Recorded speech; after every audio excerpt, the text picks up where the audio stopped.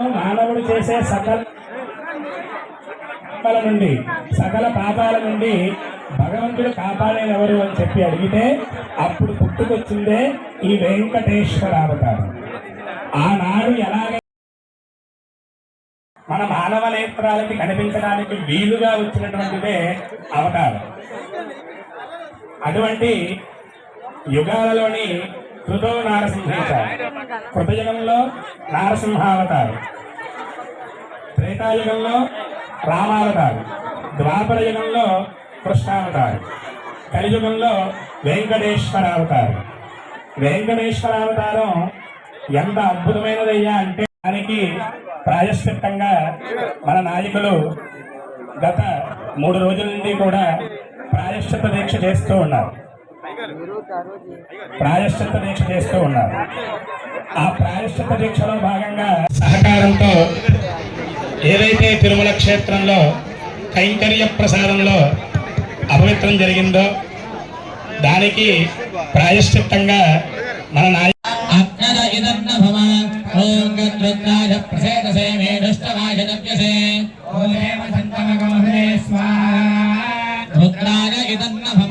చెప్పండి. అధిదేవత ప్రత్యధిదేవ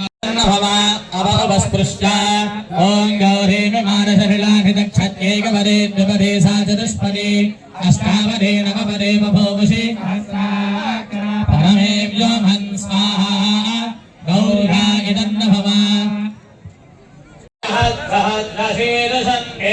విశ్వాక్షం విశ్వశంభవం కృష్ణం నారాయణం దేవమక్షరో వరమౌ పదో ఈశ్వరః పరమాన్ నిత్యం విశ్వన్నారాయణగం హరిం కృష్ణమేవేదం పురుషస్తత్కృష్ణముపజీవతి విశ్వస్యాత్మేశ్వరగం శాశ్వతగం శివమచ్యుతం నారాయణో శాంతి శాంతి భిర్యదతో న ఊనమాప్యాయయ హరివో వర్ధమానః వర్ణమయాచితం బ్రాహ్మణాయ దద్యాం వాయేతే ఘ్నంతి బ్రాహ్మణాస్త్రిసువర్ణం బధంతి. సనాతన ధర్మాల్ని కాపాడటం కోసం ఈ భారతదేశంలో ఎవరో ఒకరు పుట్టుకుంటూ వస్తూ ఉంటారు. అందులో ఒక వ్యక్తి పవన్ కళ్యాణ్ గారు, అలాగే ఇతర నాయకులు ఎవరైనా సరే మరి ఇలాంటి చర్యలు గత 5 సంవత్సరాల నుంచి జరిగినవన్నీ కూడా మేము మరి ఎప్పుడు కూడా తప్పు అని చెప్తానే ఉన్నాం, కానీ ఎవరిని పట్టించుకోలేదు. మీ అందరికీ గుర్తుందో లేదో, మేము రాముడి శిరస్సు ఖండించినప్పుడు మేము అక్కడికి వస్తామని చెప్పాం.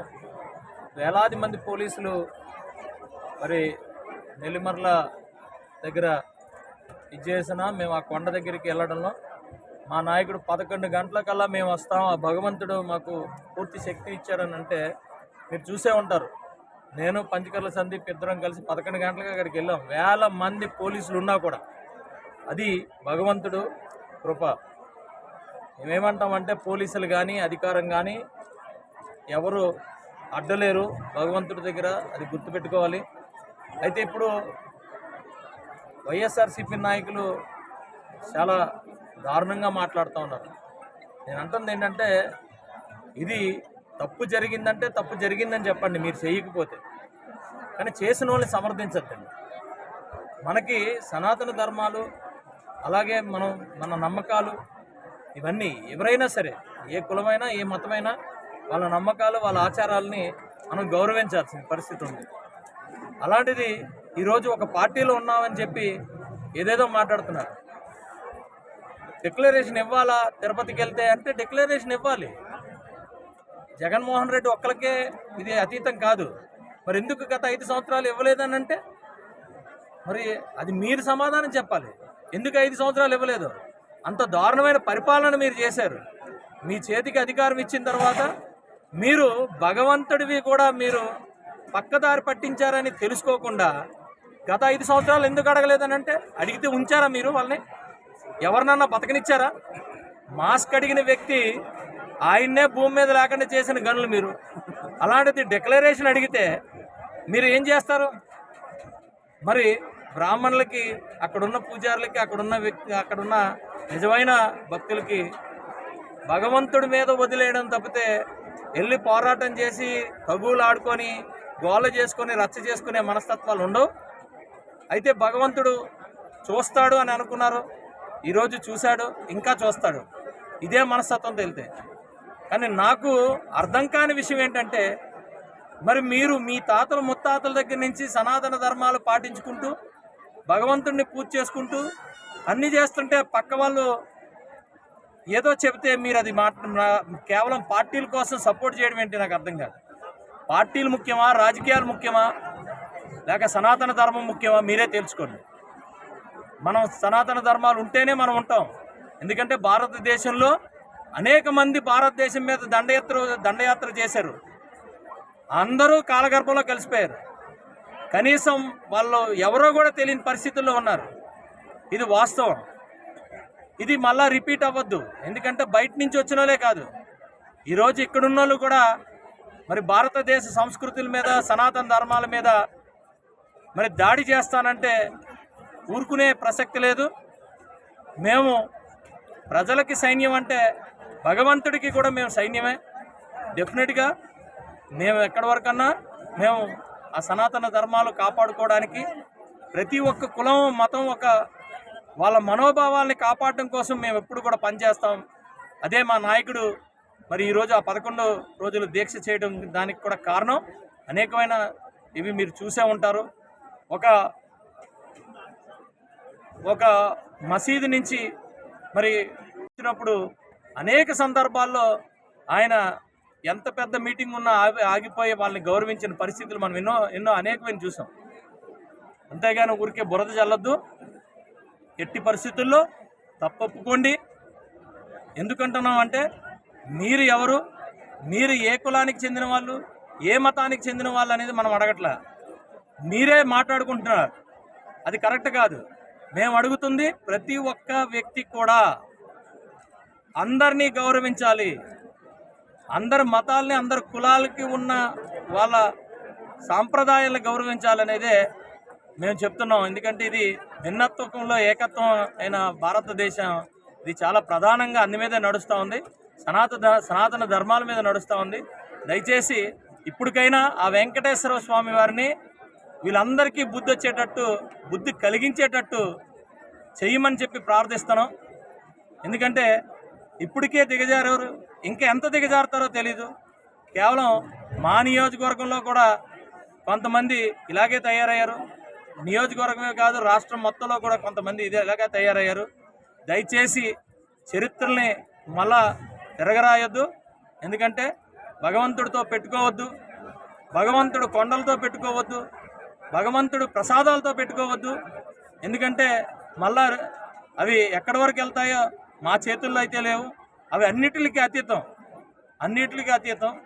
ఎందుకంటే ఈరోజు చూస్తూనే ఉన్నారు, అనేకమైన దేశాలు ధర్మాన్ని పాటించకుండా కేవలం ప్రపంచం అంతటినీ కూడా గుప్పెట్లో పెట్టుకోవాలనుకున్న చైనా లాంటి కొన్ని దేశాలు కూడా ఎంత అభివృద్ధి చేసినా ఒక్క గాలి వానకి తుడిచిపెట్టుకుపోతున్నాయి. అనేకమైన చూస్తున్నాం, ప్రతిరోజు చూస్తున్నాం.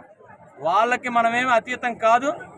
మీరు కూడా దయచేసి అవన్నీ గమనించాలని చెప్పి కోరుకుంటూ అందరి మనోభావాల్ని మనం గౌరవిద్దాం. ఏదైతే మనం నమ్ముకున్న సనాతన ధర్మాల్ని ఆచరిద్దాం, వాటిని కాపాడుకుందాం. జై శ్రీమన్నారాయణ, జై గోవింద, జై వెంకటేశ్వర.